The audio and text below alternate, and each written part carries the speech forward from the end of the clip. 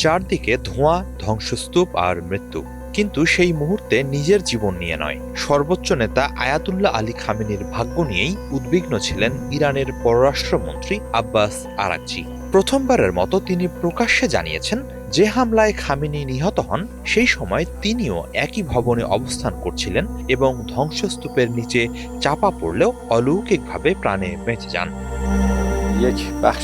Lebanon ভিত্তিক সংবাদ মাধ্যম আল মায়াদিনকে দেওয়া এক বিশেষ সাক্ষাৎকারে আরাকচি হামলার দিনের রুদ্ধশ্বাস অভিজ্ঞতা তুলে ধরেছেন। তিনি জানান, যুক্তরাষ্ট্র ও ইসরায়েলের সঙ্গে উত্তেজনা যখন চরমে, তখন জেনেভায় অনুষ্ঠিত গুরুত্বপূর্ণ কূটনৈতিক এক আলোচনা শেষে ২৭ ফেব্রুয়ারি দেশে ফেরেন তিনি।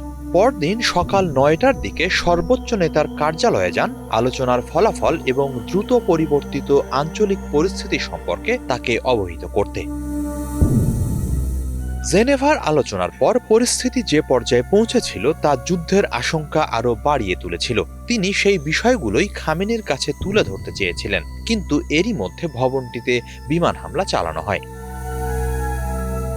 আরাকচি বলেন, ভবনের যে অংশে তিনি অবস্থান করছিলেন সেদিন তা পুরোপুরি ধ্বংস হয়নি। ধ্বংসস্তূপের নিচে আটকা পড়েছিলেন তিনি। তবে সেই সংকটময় মুহূর্তেও নিজের নিরাপত্তার চেয়ে সর্বোচ্চ নেতার নিরাপত্তাই তাকে ভাবিয়ে তুলেছিল।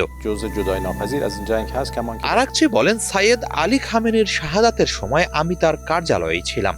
আমরা যখন ধ্বংসস্তূপের নিচ থেকে বেরিয়ে আসার চেষ্টা করছিলাম, তখন আমার সমস্ত চিন্তা ছিল তিনি হামলার লক্ষ্যবস্তু হয়েছেন কিনা তা নিয়ে। ওই মুহূর্তে আমি নিজের কথা একবারও ভাবিনি।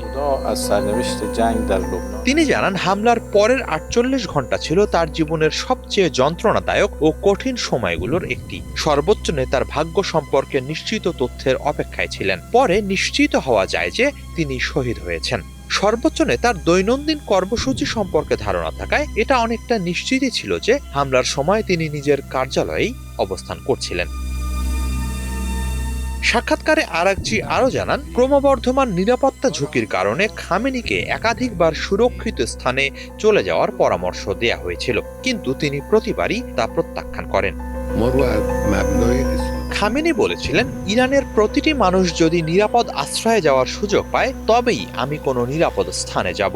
যেহেতু সেই সুযোগ সবার জন্য নেই, তাই আমিও জনগণের সঙ্গেই থাকব। আমার জনগণের যা হবে আমারও তাই হবে।